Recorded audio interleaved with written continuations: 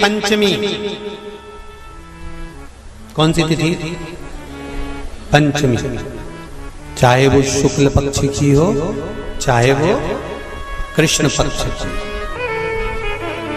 शिव महापुराण की कथा कहती है आपको सुख का अनुभव हो जाएगा। कार्य सिद्ध। जिंदगी में कभी संपदा कम नहीं हो सकती, संपदा बढ़ती चली जाती है। संपदा घट नहीं सकती, बढ़ेगी और घटेगी। कष्ट नहीं आ सकता, रोग बीमारी तकलीफ नहीं आ सकती। आपके लिए तो लाभदायक है, समझ लो ये कथा। शास्त्र कहता है कि जिसके घर में संपदा की कमी हो, पैसा आ ही नहीं रहा हो, सब दूर उलझ गया हो, बहुत टेंशन चल रहा हो, पंचमी तिथि के दिन गन्ने का रस जानते हो, ईख का रस, गन्ने का रस तुलसी जी के क्यारे में हाथ में लेकर 7 बार अपना नाम और गोत्र बोलकर छोड़ दो।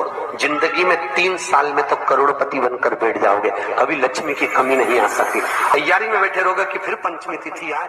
हमारे यहाँ सांपों की पूजन कौन से दिन होती है, कौन सी तिथि में करते हैं? जम के बोलो जरा। नाग पंचमी। नाग पंचमी का मतलब क्या है? सांपों की पूजन करो।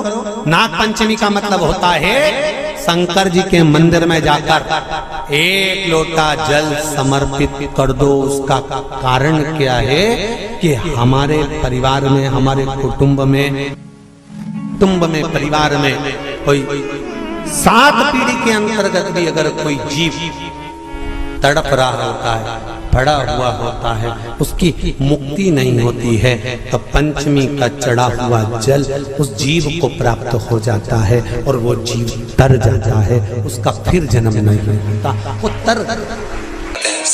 संपदा के लिए अर्थात जिसका व्यापार नहीं चलता, जिसके घर में पैसा नहीं आता, या नौकरी नहीं लग रही, या सर्विस नहीं लग रही, आप अप्लाई कर रहे हो, जगह जगह जाकर इंटरव्यू भी दे रहे हो और पैसा नहीं आता, तो उसके लिए भी प्रयास किया जाता है। पर उसके लिए यहाँ पर जो धन के लिए करते हैं, उसके लिए विष्णुपदी के लिए करते हैं। मतलब जैसे गंगा के जल में तुलसी के 11 पत्ते डाले जाते हैं और उसको किसी भी नारायण के मंदिर में, राम कृष्ण शिव, शंकर नहीं, राम कृष्ण भगवान विष्णु दत्त आदि जितने नारायण के मंदिर हैं, उस मंदिर में किसी भी पात्र में, एक छोटे से पात्र में उसको भरकर रखी जाते हैं महाराज। उससे भी जॉब, सर्विस, नौकरी में सफलता प्राप्त हो जाती है। परंतु वो भी एकादशी को ही होता है। कुछ देर तक पात्र को रखा जाता है, फिर वही पात्र का जल किसी भी वृक्ष के नीचे डाल दिया जाता है, उससे भी नौकरी के लिए फायदा मिलता है। गंगा का जल को एकादशी और द्वादशी इन 3 तिथियों पर एक रोटी में थोड़ा सा मीठा रखकर सोमक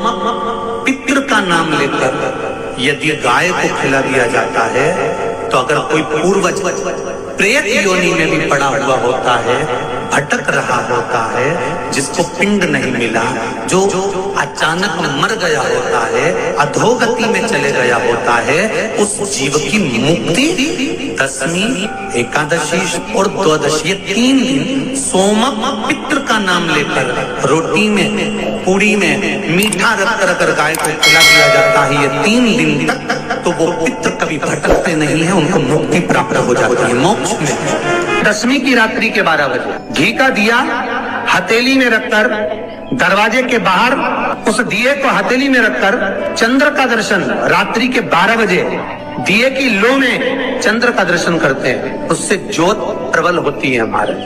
या तो होगा वो नौमी की रात्रि 12 बजे या दशमी की रात्रि की 12 बजे चंद्र का दर्शन, दीप घी का हाथ में जलाकर, नाम गोत्र अपना बोलकर, नरसिंह भगवान का स्मरण कर कर, ज्योति में चंद्र का स्मरण कर कर दर्शन किया जाता है। नेत्र कमजोर हो तो 3 या 4 दिन में ज्योतियों का क्रम बढ़ना प्रारंभ होता है। वैसे तो 15 दिन का लिखा है, पर शिव महापुराण कहती है 3-4 दिन का क्रम बहुत होता, बढ़ता जाता। केवल दशमी, चाहे उजाला की हो चाहे अंधेरे की। कौन से महादेव का नाम लेना है?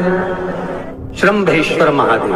तो जब कोई व्यक्ति चिड़चिड़ करता है, क्रोध करता है, गुस्सा करता है, तो महाराज शंकर भगवान का श्रम्भेश्वर महादेव का नाम लेकर 31 बेलपत्र, जिस व्यक्ति को क्रोध आता है उस व्यक्ति का स्मरण कर कर आखा चावल मतलब सेगे चावल के साथ 1-1 बेलपत्र, 31 बेलपत्र कर कर शिव जी के शिवलिंग पर समर्पित करी जाती है, मात्र दशमी की तिथि के लिए। केवल दशमी, चाहे उजाला की हो चाहे अंधेरे की। कौन से महादेव का नाम लेना है?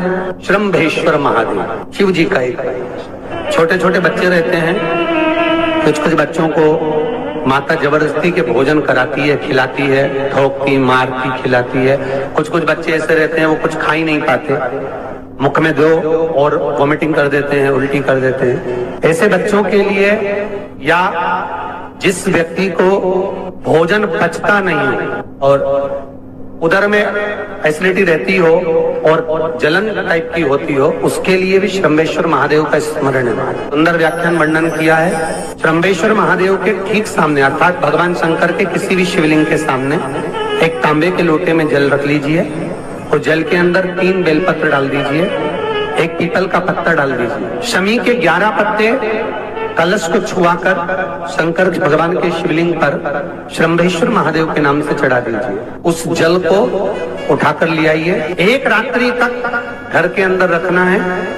उस जल को श्रम्भेश्वर महादेव का नाम लेकर जिस व्यक्ति को एसिडिटी होती हो या उधर खराब रहता हो या भोजन नहीं पचता हो या पेट से जुड़ी हुई प्रॉब्लम हो या बच्चों को भोजन कराते हैं और वो वोमिटिंग कर देते हो, ऐसे बच्चे को या भोजन नहीं भा रहा हो ऐसे व्यक्ति को उस जल को सवेरे दोपहर शाम 3 बार श्रम्भेश्वर महादेव का नाम लेकर आचमन कराना प्रारंभ कर दो, पिलाना चालू कर दीजिए। 3 या 4 दिन पिलाओगे, अपने आप उदर में भी आनंद रहेगा, बच्चा भोजन करना भी प्रारंभ कर देगा। श्रम्भेश्वर जिसको साइटिका की बीमारी होती है या स्लिप डिस्क की बीमारी होती है या कमर की रीढ़ की हड्डी कहीं बांकी टेढ़ी होने लगती है या नसें चोक होने लगी हों, काम ना कर रही हों, तो उसके लिए कुंदकेश्वर महादेव पर आप कोई भी सफेद कलर के पुष्प भगवान शंकर के मंदिर में कुंदकेश्वर के नाम से 31 फूल समर्पित करना है। आप 31 पुष्प और कुंदकेश्वर के नाम से 31 पुष्प समर्पित कर बेलपत्री के पेड़ के नीचे की जड़ थोड़ा सा भाग निकालकर ऊपर से छीलकर अंदर का भाग शंकर कुंदकेश्वर को चढ़ाना है। उस जड़ को लाकर उसको पीसना है और पीसकर सुबह के समय पर 3 बार उसका कुंदकेश्वर का नाम लेकर सेवन करना है।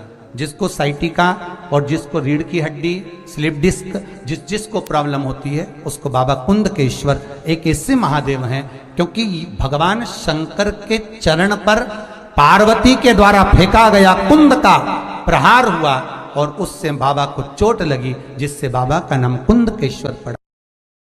जब आप जल शंकर को चढ़ाने तो रोज ही जाते हैं। जब एकादशी का दिन रहे और शंकर जी के मंदिर में आप जल समर्पित करें तो 3 बार मुख से स्वधा स्वधा स्वधा या स्वधा स्तोत्र का पाठ जिसमें 12 श्लोक